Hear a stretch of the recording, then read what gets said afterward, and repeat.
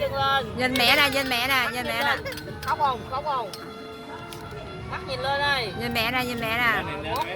Một tuần cho qua 7 ngày đi. Mắt nhìn lên đi. Rồi, đó quen rồi đó, quen rồi đó. Cầm té ghép chịu nha, buông tay là té nha. Mắt nhìn lên kìa. Gồng kìa. Mắt nhìn lên. Nhìn mẹ nè, nhìn mẹ nè. Nhìn mẹ nè Min.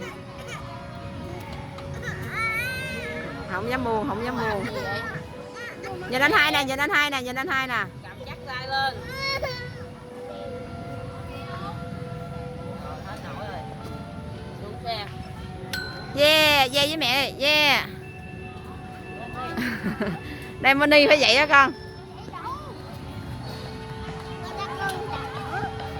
Bạn lên rồi.